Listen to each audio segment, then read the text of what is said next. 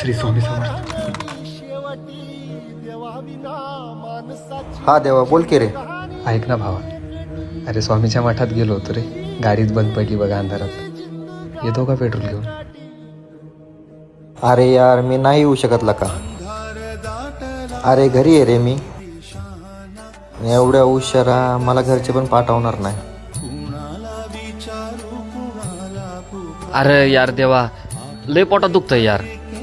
आत्ताच गोळी खाली या, नुकतंच झोपलो यार. मला नाही जमणार.